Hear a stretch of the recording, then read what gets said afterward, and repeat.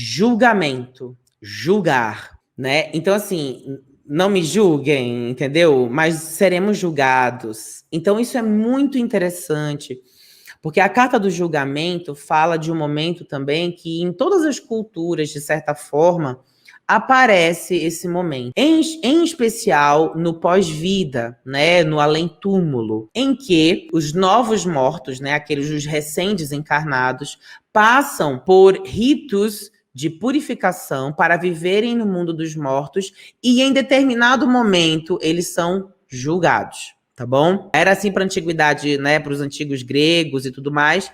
Existia o Hades. Ao descer para o Hades, né, os mortos, só um parêntese, tá? Primeira coisa, o tarô de Waite, né, de Rider-Waite, ele é um tarô muito cristão, já falei isso em outras lives, é um tarô muito cristão. O próprio Waite era muito cristão, tá? Então essa carta, ela já era bem cristã no próprio Marsella, tá? No próprio Marcelo, ela já era bem cristã. Mas o Waite concorda completamente com a descrição e ele muda pouca coisa com a Pamela. Ele diz o seguinte, não, no livro dele ele fala assim, não, olha, essa carta quase ninguém muda. Por quê? Porque o Waite, como um bom cristão, acreditava que sim, um dia as almas seriam julgadas para irem, né, para a salvação eterna, que é o céu, ou para a danação eterna, que era o inferno. E aguardavam no purgatório, né, as almas sofredoras no purgatório, aguardando o julgamento, aguardando o seu juízo final. Então, o Waite, ele concorda em gênero, número e grau e reproduz, junto com a Pamela, essa mesma cena sem mudar muita coisa, tá bom? Então, todas as culturas, então vamos lembrar agora no Hades, quando você descia para o Hades, tá, gente? Antigamente, para os gregos, inclusive, o Hades era o abaixo, era o reino dos mortos, tá? E, curiosamente, depois que a gente tem a saída dos pagãos, né? Os deuses pagãos, eles saem de cena e o cristianismo passa a ser a religião predominante, os antigos diziam que o Hades era para baixo. Quando chega o cristianismo, né? Todo mundo que queria ir para baixo, portanto, o Hades, era considerado pagão. Então, foi associado que o inferno, né, o local onde ficava o diabo e a sua legião de demônios, era para baixo, na mesma direção do Hades. Então, quem acreditava nos deuses antigos, que iria para baixo, isso era chamado de inferno. Olha que louco. Olha uma das origens, né, da direção inferno ser para baixo, tá? Então, vem desse período de transição entre a antiga religião e o cristianismo que estava ascendendo. Então, o para baixo era, sim, o Hades. E, curiosamente, o Hades era uma região, né, que quando a gente atravessava, né, quem vê assim pensa que eu passei várias vezes, mas assim, quando os mortos chegavam lá, eles atravessavam um rio.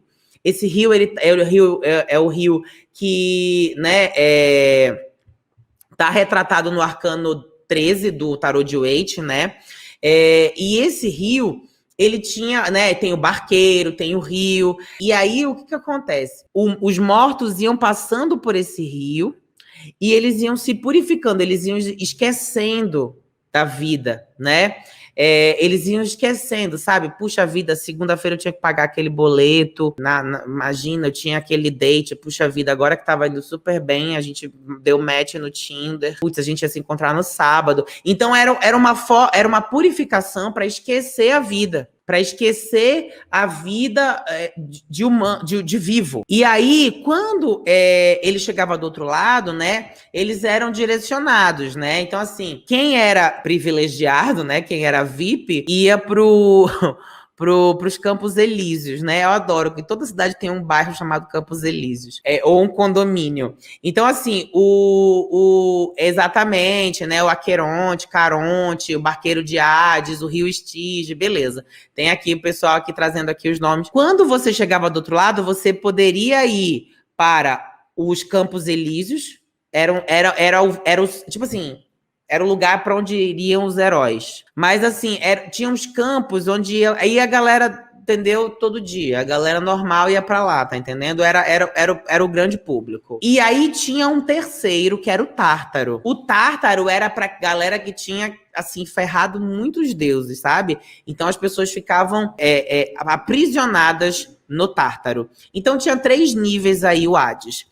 Então, esse momento de decisão, se você ia, né, para os campos, se você ia para os Campos Elíseos, ou se você iria para o Tártaro, é uma forma de julgamento. Os egípcios também tinham isso, né? Anubis conduzia os mortos e eles passavam por vários portais, até chegar na balança. Gente, Lua Fênix, fogo, falando assim, é parecido com o Alto da Barca do Inferno, do Gil Vicente.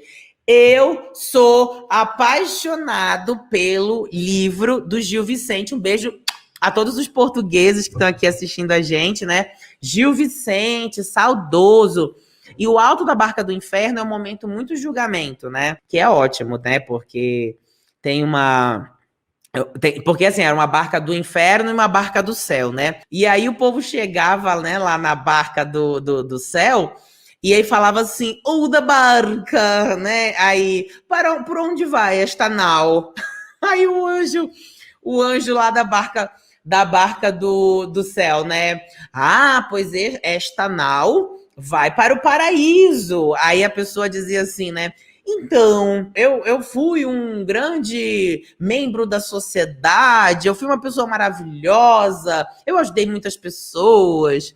Aí o anjo fala assim, né? Aí ele vira e diz assim, né? Ah, pois esta barca vai para um lugar que você não pode ir.